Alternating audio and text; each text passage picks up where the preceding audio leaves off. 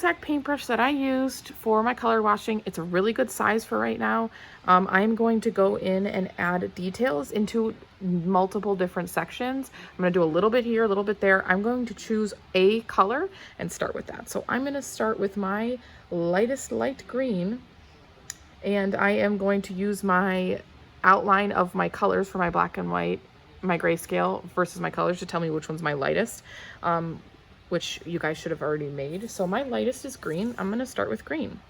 I am going to look at my picture and say, where are my greens? So if you look at my image, where are my greens? My lightest lights. I'm thinking that line of water on each cliff here is gonna be green. And then this, oh, sorry, I wiggled the camera. This little section right here of the mountainside is going to be green. So let's go put those in. No watering down this time, just my paintbrush and green paint. And here I go. Edge of the cliff, bright green. They're green. See, I'm just going right over that section. I'm now focusing on minute detail. I am no longer dealing with huge sections, just finding the brightest brights, painting those green.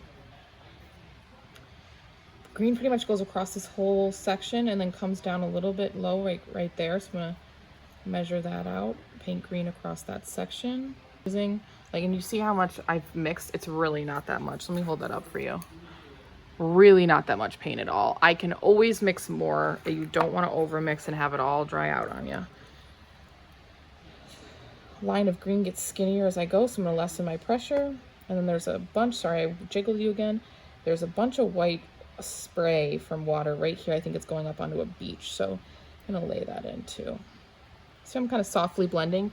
My paintbrush is so dry that I can just blend nice and clean with a dry brush almost, because I have so little paint on it. So paint sparingly, kind of blending that into my yellow that I started.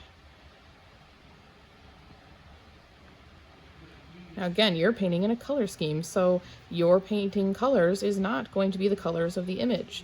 That's up to what painting scale. I'm just kind of fuzzing this out with my dry brush so that it'll blend nicer into the... I'll come back and add some of those really small details. I just want to make sure I'm jumping around the canvas and laying in all my brightest colors, all my brightest brights with that green.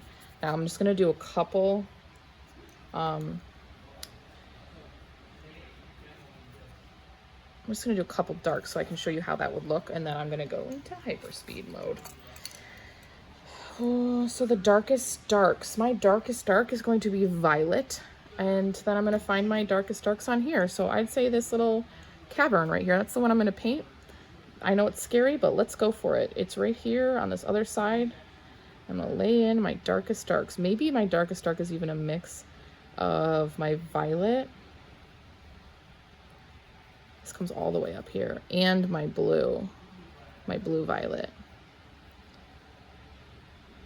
There are a lot of darks in this picture, so I'm not going to make you sit through me doing all of them. It's like up here, so let's give myself a little measurement there of where to stop.